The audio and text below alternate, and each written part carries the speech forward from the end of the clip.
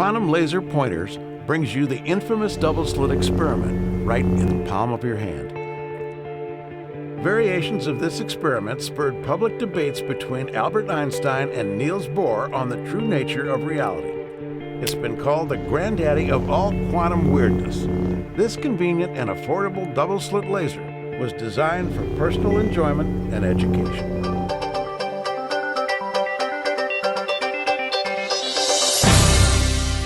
QuantumLaserPointers.com.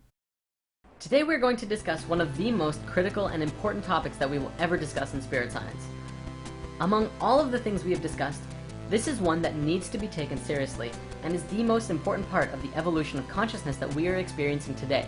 Today we shall discuss the power of the heart.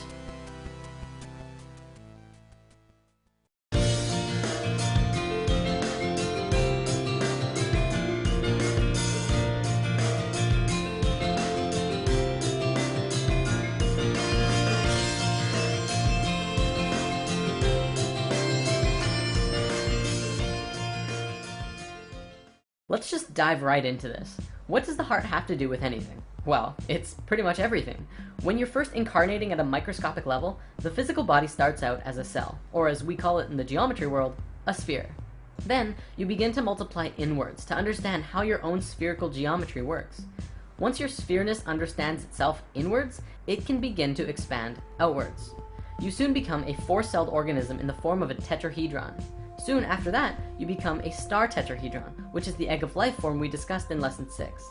From this diagram, it probably looks more like a cube, but if you rotate it, you begin to see the star tetrahedron form. This form is 8 cells, which from a metaphysical perspective is the basis of the 8 base chakras in the octave of your body. After that, you become a mess of cells for a while, but eventually you become a toroidal field. The space at the very core of that field is where your first actual organ appears, which is the heart. Okay, so the heart is the first organ that appears as you're manifesting into physical reality. What else? Well, the brain and the heart are both electromagnetic field generators, but the heart has a field that is so much more powerful than the brain.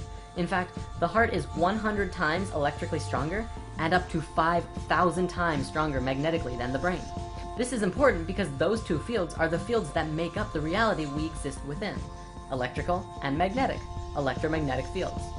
We're going to look at the work now of the Institute of HeartMath, which is an organization with over 19 years of research and study on the psychophysiology of stress, emotions, and the interactions between the heart and the brain. The information they have discovered and compiled is revolutionary.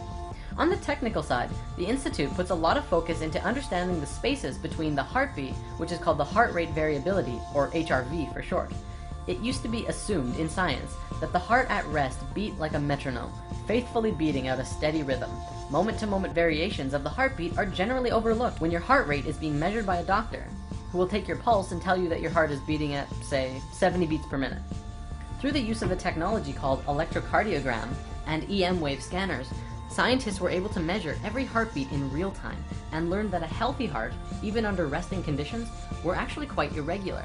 In a simplified sense, your heart does not beat like clockwork as it was once assumed, but even healthy hearts tend to beat quite irregularly. Why is this important? By understanding how your heart is beating, we begin to have a clearer picture of our adaptability to the environmental and situational demands that we find ourselves in. If your boss at work tells you to do some extra work, your heart will paint a clear picture of how you're reacting. If you're totally cool with it, the heart will maintain the same general flow that it was already going at. If this new information causes you to feel stress, that will be demonstrated by the heartbeat fluctuating into an intense chaotic mess, or somewhere in the middle.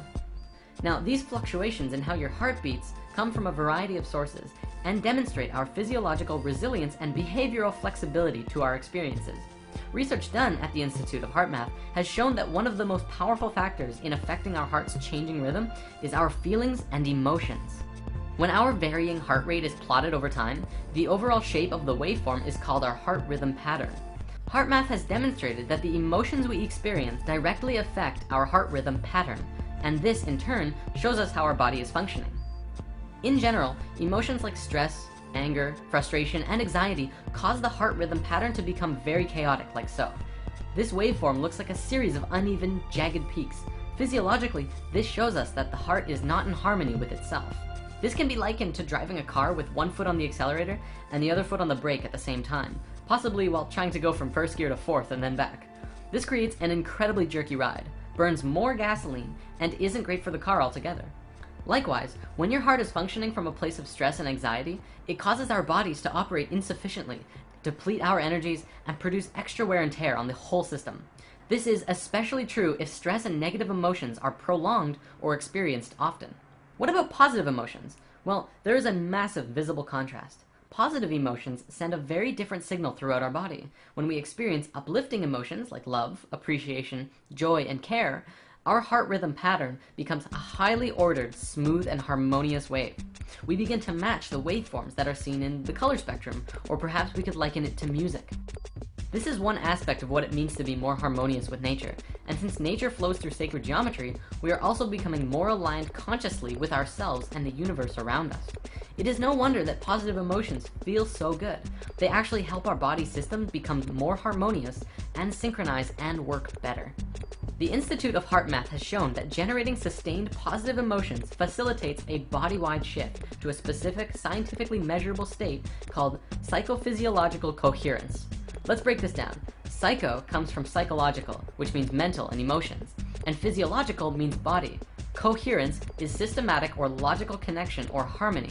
Altogether, it means a harmony of both body, mind, and emotional functions. If you're familiar with the four elements, you know that earth is the physical, so body, air is mental, mind, water is emotions, and fire is spirit. HeartMath has scientifically shown now that positive and healthy emotions bring 3 of those elements into coherence, and although they don't look at the spiritual aspect, I don't doubt that the fire element also comes into harmony.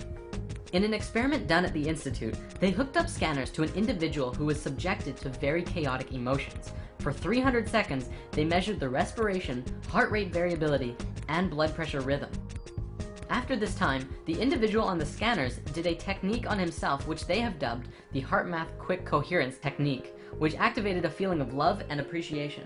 Instantly, all 3 of the rhythms came into entrainment and harmony with each other, and stayed in harmony for the remainder of the experiment. One important note to stress is that cohesion is not relaxation. The process of relaxation is a low energy state in which the individual rests both body and mind, typically disengaging from cognitive and emotional processes. In contrast, coherence is experienced as a calm and balanced, yet energized and responsive state of being that is optimal for mental acuity, focus, problem solving, and decision making, as well as the physical activity and coordination. So coherence is the natural state you want to be in all the time. Unless you're relaxing. That's good too. So how does one get into the state of cohesion? Breathing. Your breath is intimately connected to your heart rate and your heart in general.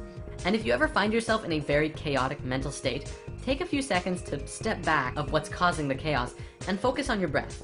Take long and deep breaths. The Institute of Heart Math doesn't put too much focus into particular breathing techniques, but they put an emphasis on using your breath as well as positive and loving emotions to bring you back into a state of cohesion. They say that it's not super necessary to put focus on your breath all the time, but it is very helpful to bring yourself out of chaos and back into alignment. From a spiritual perspective, and if you're working towards that, breath is very important. However, breath is another huge topic, and I personally recommend focusing on your breath during meditations.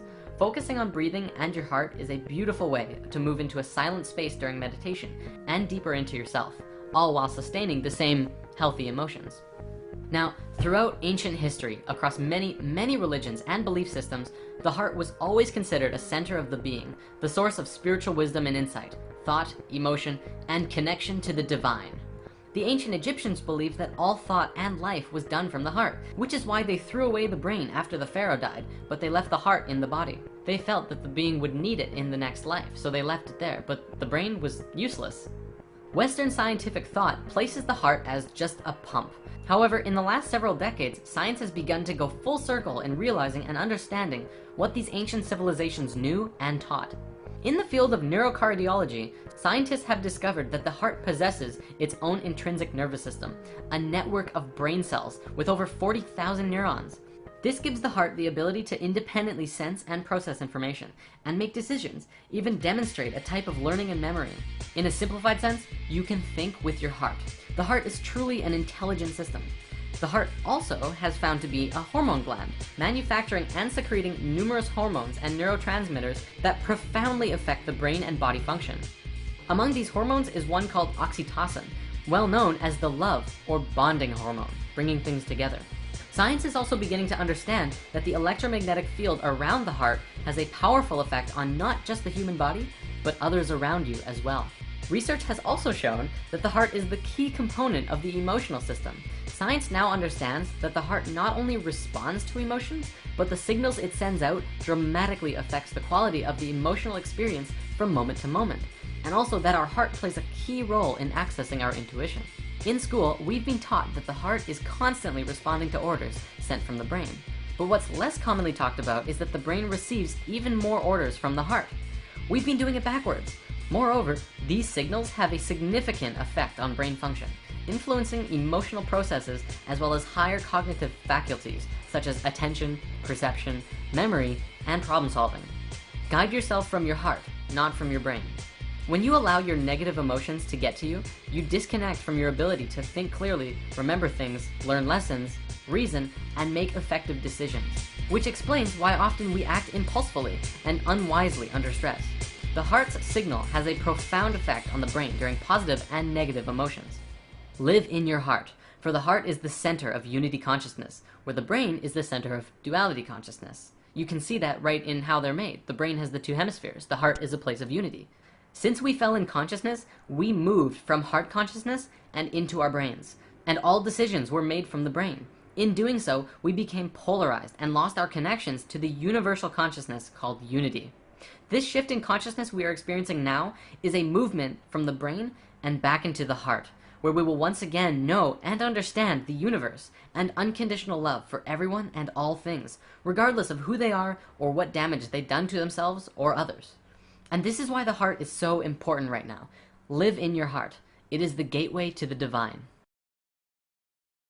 Purposeful moons in Capricorn, sullen and cold, our hearts adorn. Just how much more can we endure? Wondering what our lives are for. Where will you go? What are your plans? When facing hardships, will you stand? Civilization, social borders, boundaries, limitation borders, practical and far more mature. Patience is oftentimes more, and sometimes hierarchy blind you from what you came to see. Discipline and responsibilities and doses of harsh reality. We were